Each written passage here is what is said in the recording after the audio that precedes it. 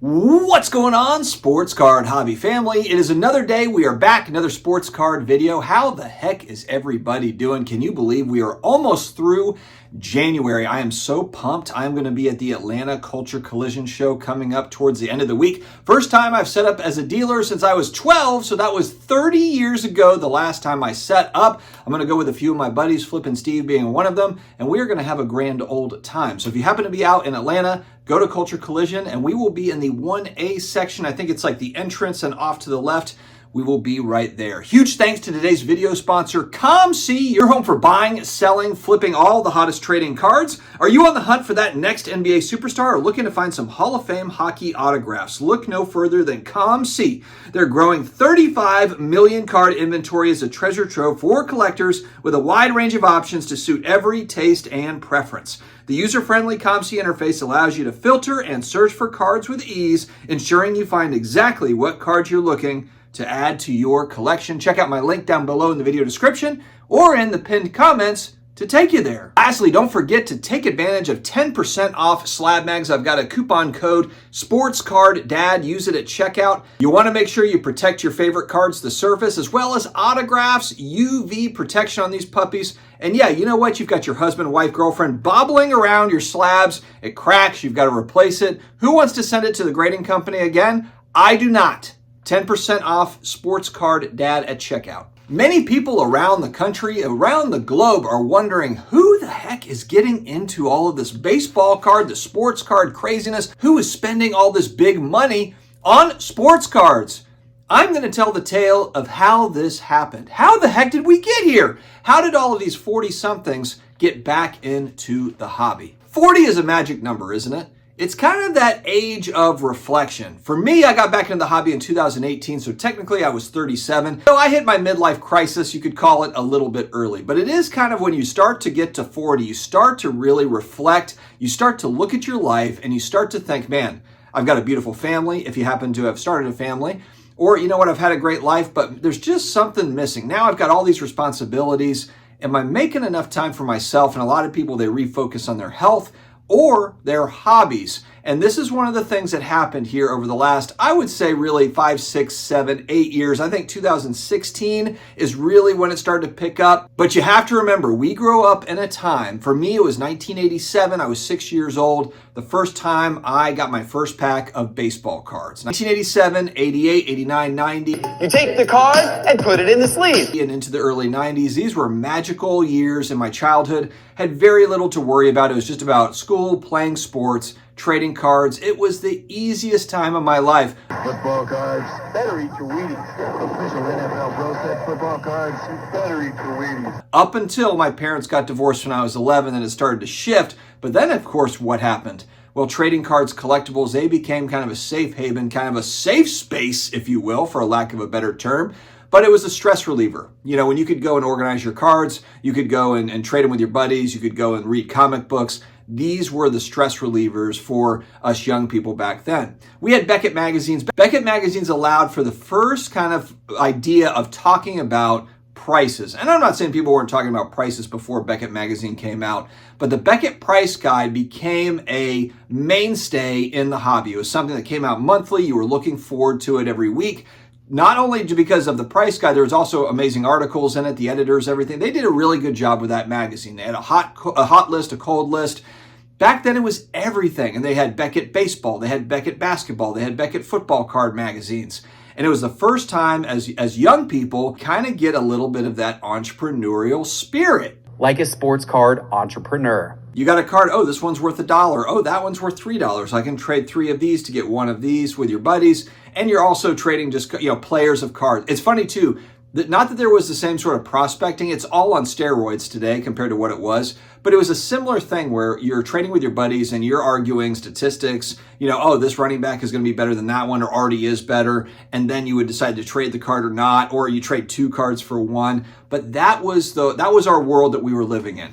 So fast forward 25, 30 years for a lot of us. When I got back in 2018, I look around and I notice there's graded cards. What the hell is that? It was not a thing in 1990, 1991. That was when these companies really kind of started, but nobody was grading back then. Not at the scale that they are today. Not the scale that they were even 5 years ago or 10 years ago. It was a taboo thing, really. It's like, what is this? Why would I do this with my cards? I don't need to grade cards. It took time for it to take hold. So I come back in 2018, you've got third-party grading. You've got large selling platforms like eBay. Now, granted, you don't have the whatnots and the live streaming platforms, the Fanatics Lives that you do now, but you still had eBay. You still had a lot of ways to buy and sell cards. Auction houses all over the place. But even then, I would say auction houses from 2018 to now have really expanded their services over the last 5 years. But even still, there's actually many places that you could buy and sell cards, not just going into your card shop and hoping the dealer will give you something for the cards that you just pulled out of your pack. And then the other part is the cards have evolved tremendously. You know, back when I was collecting the late 80s, it's all cardboard, and then 1989 Upper Deck hits, you've got a glossy card that comes out. Oh my gosh, glossy cards. And then all of a sudden, in football, you had Pinnacle that was coming out with all these cool, inserts and different things. Action-packed, these embossed cards. It was crazy. You'd never seen anything like it. There was a set called 91 Pro Line Portraits that I used to buy packs of, not realizing that some of these are autographed. They're pack pulled autographs that were slipped in here. When I was 10 in 1991, when these came out, I never pulled an autograph card, never had any idea that there was autograph cards mixed into those packs. There wasn't talk about it back then. I don't remember there being any sort of a checklist, or maybe the checklist was incomplete. Maybe at the card shops they knew about it, but I don't remember any talk of that whatsoever. They were just really cool cards. There's nothing that says 90s like 1991 Pro Line Portraits. Just go buy cards out of that set. The clothes that they're wearing. There's like players' wives are in this set. It's just a wild look at 1991. And then you look at what have they done over the last 30 years. Like I said, got back in 5 years ago. Okay, what's changed? Now, there is a lot of shiny stuff, and they were making shiny stuff in the 90s, don't get me wrong, but it's evolved so much. And then you have to get kind of caught up. Oh my God, what have they been making over the last 30 years? What's rare, what's not rare, what's in demand, what's not in demand. And then, of course, when I was 10, I wasn't looking at a lot of the heavy vintage stuff. I remember the Joe Montana rookie card, the Michael Jordan rookie card. Those were huge cards in my card shop. The Lawrence Taylor rookie card, the Don Mattingly rookie card, of course, going back again, 1987, 88, 89. I wasn't looking at Willie Mays stuff. I know that it was there, but it was just not even in my purview. It was so out of reach as far as just from a price point, but also it was just like, I've never seen Willie Mays play. You're a kid. You're not thinking like, I should buy vintage cards. Not at that age. It was all about, Barry Sanders rookie cards and Ken Griffey Jr. rookie cards in the late 80s. And so now getting back in, not only is it like, okay, what have they done over the last 30 years since I've been out? But then what was going on before then? You have all the vintage options, which I've got vintage cards as well. So entirely different landscape that we walked into. And then, of course, hey, we've got discretionary income. We can actually buy this. First couple cards I bought, 1981 Topps Joe Montana PSA 8 and a Jim Brown rookie card PSA 3. Just like huge cards for me. I was thinking I will never own these cards. And at the time, the PSA 8 Montana was $125. And the Jim Brown rookie card in a 3 was $200. And I remember thinking like, oh my God, I just spent $200 on a football card. But I was thinking like, it's Jim Brown's rookie card though. And of course, prices have gone up since then. And so here we are today. So we've entered back into a world that we loved so much when we were young that has now evolved tremendously. A lot hasn't changed though. There's some things, as much as things have changed, some things stay the same. It's not as if card companies have revolutionized card designs, and there's a lot of complaints about how can they make better inserts in the 90s than they do today with technology changing and all of that. There's still gripes and different, some things that have not changed, but the whole market is on steroids with the internet, with live selling platforms. Like I said, going back 30 years ago, there wasn't the same ability to easily buy, sell, trade. There was not an easy way to find liquidity for your cards. It just wasn't. I mean, it was like, oh, you pulled a Larry Johnson Upper Deck rookie card out of the pack, or the 89 Hoops David Robinson rookie card. The dealer's trying to sell it, give you packs for it. The dealer's trying to, hey, I'll give you 15 more packs of Hoops for that Robinson rookie card.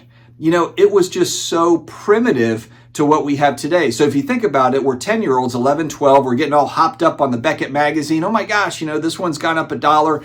And of course, stakes are much higher today than they were. You know, you buy a Josh Allen card, it might be $1,000, it might be $5,000. I think he might even have a six-figure card.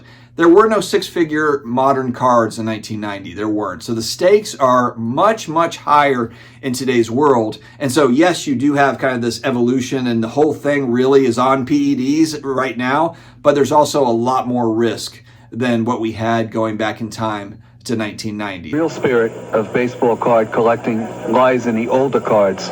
We get involved in cards from the 1910 era on through the present time, but we specialize in the 1910 through the 1970s.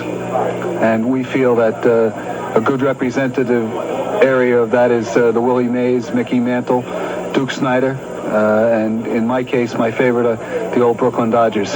And so here we are, for better or worse. It's kind of the new age of collectors. For me, it's a lot of the 80s nostalgia stuff that I really get wrapped up in. My New Orleans Saints, my PC guys, Drew Brees and Tom Brady. But I collect, you know, I've got Mad Balls in box. I've got a Thundercats metal lunchbox over there from the 80s. You know, there's all sorts of, I think, memories surrounding me. And that's really the fun part of collectibles. And there's a lot of people like me that have just gotten back in over the last 5 years, really found some joy that brings them back to their childhood. But again, you know, it's advanced so much, and now they've got, you know, we all have sons, daughters, and some of them are getting involved in it as well. And you've got kind of that next generation that's rolling in and getting into whether it's Pokemon cards or sports cards. My youngest was big into Pokemon cards, and he's kind of graduating to football cards now, which of course makes me happy. Sports cards for me, in the same way that provided me solace when my parents were going through their divorce when I was 10, 11, 12 years old, it does the same thing for me now today when I've got, you know, a long week of work, when I've got a lot of family stuff going on. I've got 4 kids. My youngest has special needs. You know, there's a lot of things going on in the world. And when I enter into this world that we're in now on YouTube and collecting cards, it shifts everything. It shifts everything. It gives, I guess, what is it, the dopamine hit that I need, and I can get on with my day. It's been a really, really fun journey. And then, of course, last but not least, I've met tons of other 40-something-year-old nerds, 30s, 50s, whatever age, you know, that are into this stuff as well. So you enter into a world of like-minded people that just continues to grow, and it's really kind of a can't-miss hobby for me. So, guys, that is why we have all these 40-somethings that have gotten back into sports cards over the last 5 years. Stay healthy, stay awesome, and I will talk to you again later.